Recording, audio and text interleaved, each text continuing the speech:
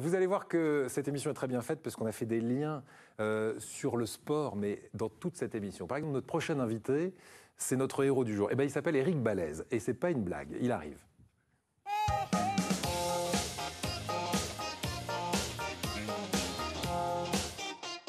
Bonjour Éric. Bonjour Eric. Éric Balèze, président de l'association AFA. Rappelez-nous ce que c'est que cette association exactement. Alors l'AFA Crohn-RCH France, une association de malades en fait qui gère les maladies de Crohn et la rectocolite hémorragique, donc avec le soutien des malades et la recherche pour trouver le médicament. Exactement. Et vous êtes ce qu'on appelle un patient expert. Un patient expert, c'est-à-dire que vous allez donner des infos à la fois aux médecins et puis aux autres patients qui souffrent de la même pathologie que vous, qui est quand même dans la vie de tous les jours assez handicapante.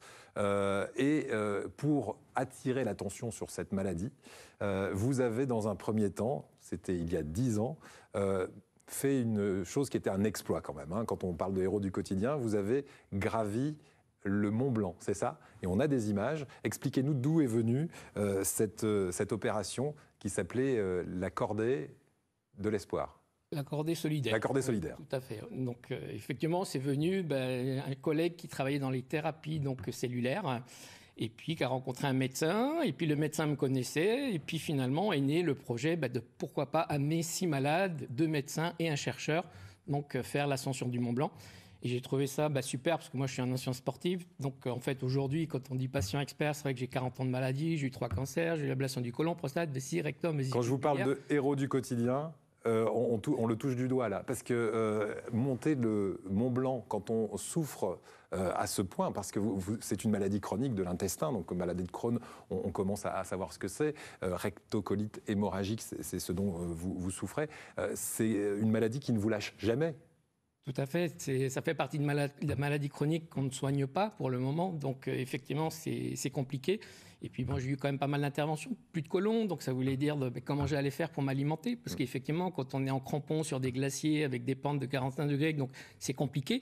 Donc voilà, il y a eu 2 ans d'entraînement, et puis ce qui me faisait plaisir surtout, c'est que vraiment, votre émission s'appelle Ensemble, ce qui me fait encore plus plaisir, mais moi c'est pareil, c'est les médecins, les chercheurs, les patients, et c'est comme ça qu'on arrivera à avancer et à faire avancer la recherche, les parcours de soins, en incluant aussi les patients dans chaque projet de recherche. Voilà, donc cette belle histoire, on la voit là en image, c'est incroyable. Vous avez réussi à aller jusqu'en haut du Mont Blanc et du coup, vous avez eu des retombées de presse et ça a permis de faire parler de ces maladies qui touchent combien de personnes, par exemple, en 250 000 malades en France de rectocolite hémorragique et de Crohn. Par la suite, en revenant du Mont Blanc, on va quand même garder ces images parce qu'elles sont magnifiques et encore une fois, on se dit la souffrance que vous avez dû avoir à monter jusque là-haut pour faire parler de ces maladies. Vous en aviez marre, paraît-il, d'entendre parler de groupes de parole. Quand on est malade, vous dites il existe des groupes de parole et on a l'impression qu'on va dans des endroits un peu glauques. Vous avez créé les Mikikawa. Alors, qu'est-ce que c'est les Mikikawa? C'est quoi cette histoire? C'est pas moi qui crée, c'est un collègue à moi qui était donc bénévole aussi à l'association et qui avait créé ça, puis finalement avait laissé, je crois. Et moi, j'avais trouvé le concept assez sympa parce que c'est vrai que les groupes de parole, moi, je fuis ce genre de choses-là. Alors que Mikikawa, c'était une rencontre conviviale entre malades. Et il faut savoir qu'en fait, les malades, effectivement, c'est une maladie taboue, c'est une maladie donc invisible. Donc en fait, ils ont du mal à en parler. Et finalement, c'est dans ces moments-là qu'ils vont pouvoir échanger. Et souvent, ils sont réticents à venir. Ils sont agressifs. Au départ, quand j'ai commencé mes premiers Mikikawa, ça m'a fait drôle parce qu'ils n'étaient pas agressifs envers moi, mais agressifs parce qu'ils avaient besoin d'en parler. Puis après, on voyait qu'une demi-heure après, ils commençaient à s'apaiser, le sourire commençait à venir. Et puis le prochain Mikikawa, il venait en souriant. Et donc, il trouvait des solutions. Alors Miki, c'est M-I-C-I, ça veut dire maladie inflammatoire chronique de l'intestin. Tout à fait. Et donc, on peut en parler parce que ce sont des maladies aussi où on a parfois un peu honte aussi d'en parler avec des personnes qui ne connaissent pas bien cette maladie.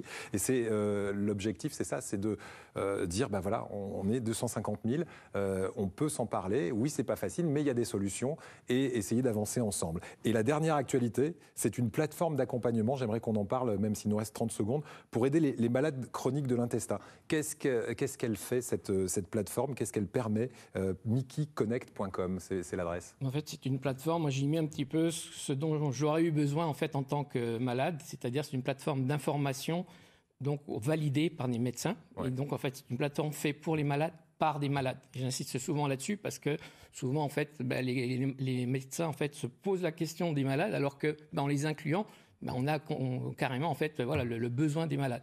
Donc c'est une plateforme protégée CNIL avec protection de données où vous allez pouvoir retrouver toute l'information, pas que de la maladie, des traitements, mais tout ce qui va autour en fait, de la maladie, c'est-à-dire les thérapies complémentaires, la diététique, les droits sociaux. Et puis l'actualité de la maladie, l'avancée des recherches, etc. Donc si vous faites partie de ces 250 000 personnes qui souffrent de ces maladies chroniques de l'intestin, vous savez qu'on peut vous écouter et que vous pouvez trouver des réponses, notamment avec mickeyconnect.com, cette adresse qui s'affiche en ce moment à l'écran. Merci beaucoup, Eric, et encore bravo, parce qu'Eric passe aussi sa vie à sillonner la France entière pour donner des conférences, etc. Et c'est vraiment, quand on parle de héros du quotidien, un héros du quotidien. Merci à vous, Eric, et encore bravo. Regardez à présent notre boîte à idées pour tenter à notre tour de devenir